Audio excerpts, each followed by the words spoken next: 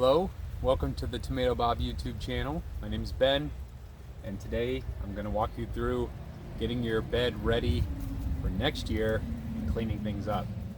Let's go. So we had our first frost last night. Everything's starting to die off a little bit, and figured it's a good time to get these beds turned.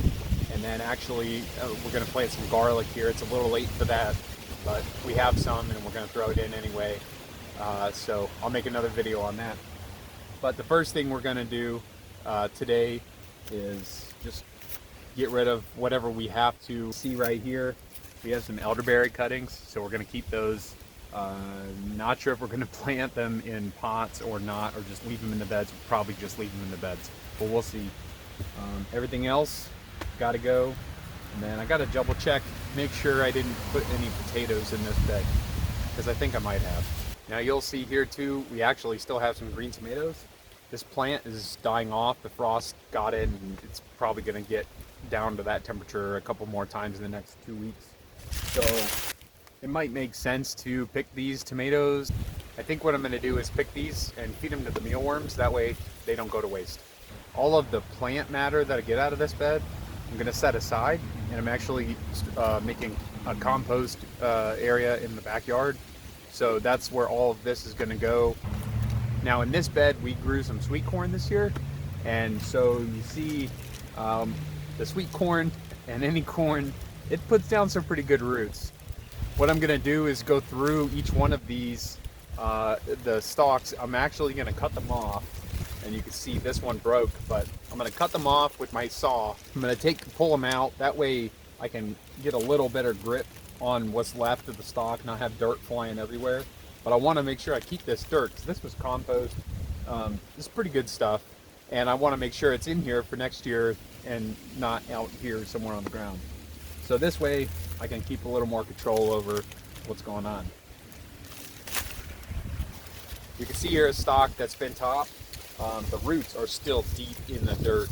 So I'm going to pull this one out, show you why I do this, to keep the dirt in.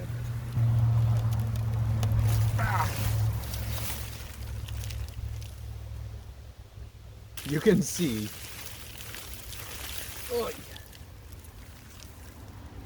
the roots hold on to the soil very, very well. So if you don't do this, then with the stalk, it gets a little bit, it's a hassle. Don't worry if you get some of the roots on any of your plants back in the soil. They'll break down over time. They'll add some nutrients back into the soil, so that's fine. You don't have to get them all out.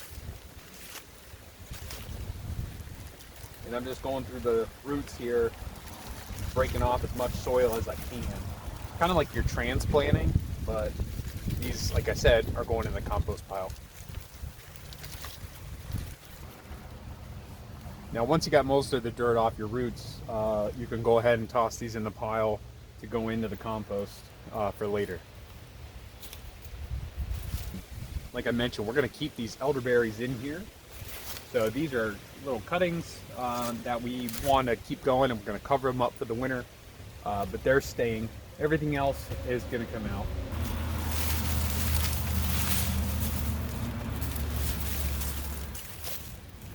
Still got blossoms on that.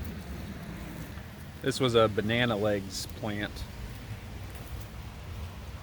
Quite a few.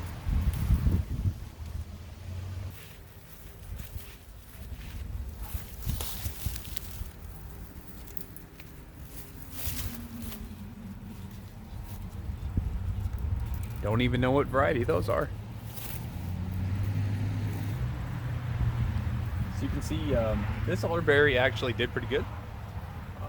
We'll cover this up and keep it safe for the winter as much as we can. One thing you want to watch out for when you're cleaning out your bed. So the roots of this corn pretty much right with the roots of the elderberry. So we're going to leave that root system in place, so that we don't accidentally rip up the elderberry and screw those roots up and kill off the plant. We want that one. Everything else is pretty clear.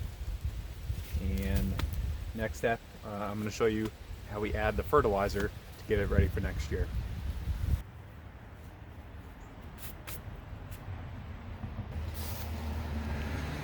So I forgot to mention, sponsor this video is tomatobob.com.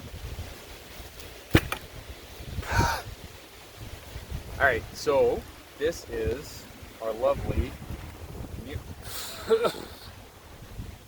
mealworm frass. This is what the mealworms poop, for a lack of a better term. What we're gonna do is cover the bed with this. It's a little windy out today, so we're gonna hold our breath. Once there's not a dust cloud over the bed, we'll get it mixed in by hand. Once it starts raining, it's actually going to cause a lot of this to kind of not dissolve, but leach down into the bottom of your bed and go throughout all your soil. So don't worry about that too much. We'll just try to get it mixed in by hand in the top layer.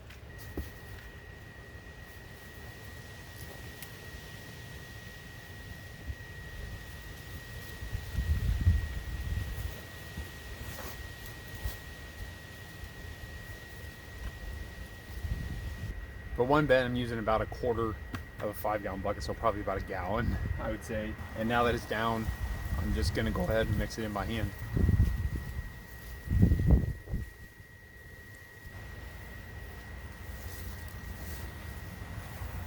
So now we got the fertilizer mixed in pretty well.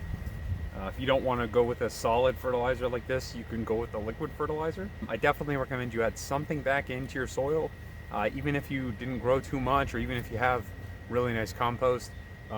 Plants use a lot of nutrients out of the soil, and it might not seem like, you know, next year's crop, if you don't add a bunch back, is going to suffer too much. But over time, your soil in your bed is going to lose a lot of the nutritional value it has for the plants. So it's best to add a little bit back every year to try to offset that as much as possible. So that's it for this video. Hit the like button, subscribe. Thank you for watching, and have a good day.